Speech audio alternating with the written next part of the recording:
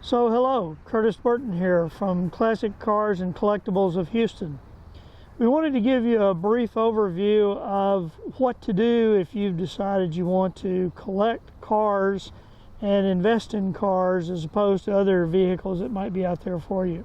And I wanted to do this from the perspective of what I've done over the years to collect and build a collection of cars that has a value not only when you buy it, but when you go to sell it. And those are two very different things. So let's talk a little bit about some of the things you do, or some of the things I've done, and some of the things that you definitely do not do when you're trying to collect. So rule number one, buy what you like. Don't buy what somebody tells you should buy. Don't buy what the flavor of the month is. Buy something you like. If you go in and talk to people who have been in the collecting world for any length of time, no matter what it is, one of the things that they will all tell you is buy things that you like, things that you're drawn to. If that's a 1970 GTO, then buy a GTO. If that's a 2015 Aventador Lamborghini, then go for the Lamborghini if you've got the cash. But the secret is buy what you like. Now, why is that important? Well, the reason that it's really important is you're not always going to make money out of what you invest in. So you have to get pleasure from it in whatever way you can. And one of the ways to do that is if you've always bought something you like, you can rest confident in the idea that, well, the market may go up, the market may go down, but I'm always going to have something that I like parked in my driveway.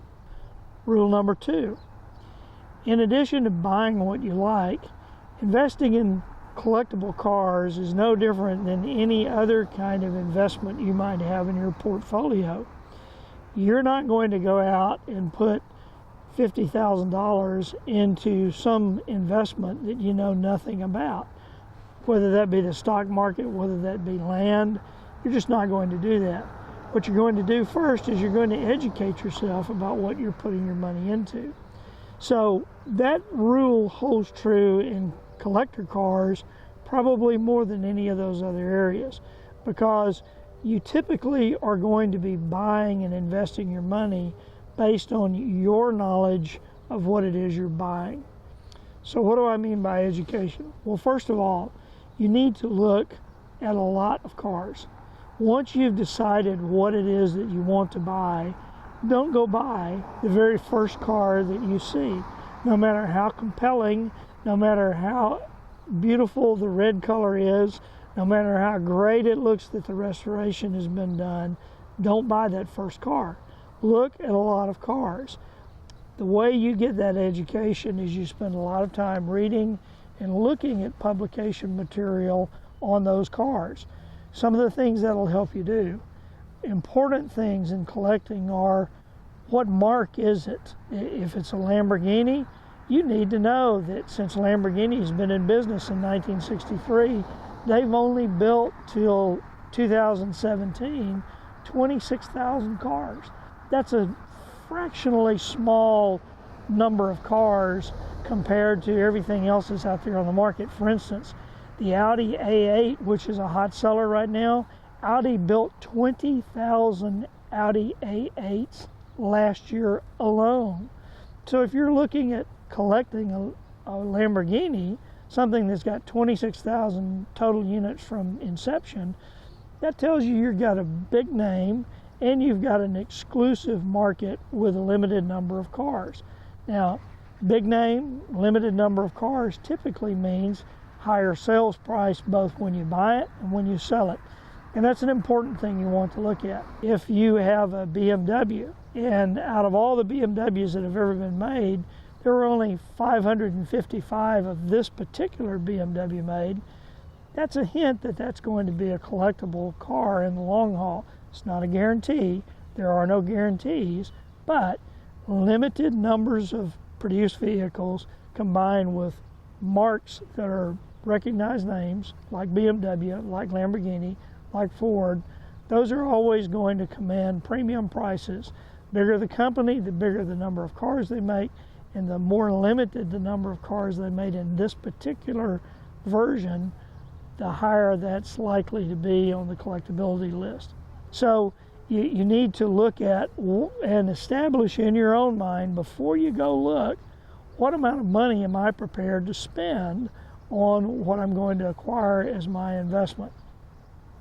If that's a $50,000 vehicle, then you go into that acquisition process using that as one of your main criteria. So one of the other things that has always served me well in collecting cars is, once you've done your homework, once you've decided on a price range, once you've decided on a car, then what you do is you buy the very best example of that particular investment that you can afford to buy. Now, why do you do that? Well, it's simple. One is that gives you immediately something that you can get out and drive and enjoy, and you don't have to spend time and money and seek out people who are experts in fixing some problem that's wrong with it. And if you've had the car inspected, if you've done an inspection yourself, then you avoid a lot of the problems that are out there. So in terms of things that are important as we continue this discussion, one of the things you don't want to do, don't buy just because the car is cheap or on impulse. I have been at countless auctions and around professional people that have done this for years, who have said, and they've all said exactly the same thing. You know, I was at this auction. The car rolled across the block. I liked the color. I hadn't inspected it. I hadn't really checked into it, but I knew the mark. And it was so cheap, I just couldn't afford not to bid on it. I've never heard one of those guys say that turned out to be a good idea. Nobody wants a lemon yellow Gremlin parked in their driveway just because it cost $1,000, especially if you went out looking for a Corvette. Next item, reality shows are not. You need to understand that the reality shows that proliferate on television today are TV shows. They're just that. They're entertainment. They have nothing to do with the reality of collecting, how you do it, what works, what doesn't work. And the idea that they paint, that you can go out and you can buy a car, you can spend a little time playing around with it, and you can go sell it and make thousands of dollars, is totally bogus. So don't get lulled into a false sense of security about how easy it is to make money investing in cars by watching reality TV shows. Just the simple issues of how long it takes paint to dry and how long it takes to get parts for some of these rare cars precludes that from being reality. So don't get lulled into believing that reality shows have anything to do with the collecting hobby. They don't. Just like reality TV shows, auctions are not always what they seem. By and large, most auctions are good, legitimate places to see and get a feel for what's going on in the marketplace. But in my opinion, you don't want to buy your first car at an auction.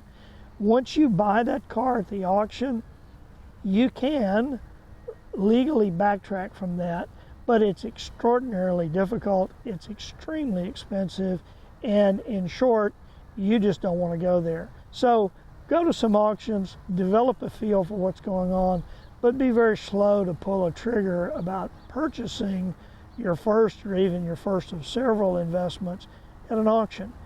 The best way to buy a car is to go look at that car in private, look at the records that exist for the car, know a little bit about the owner who's trying to sell you the car, and check the paper trail.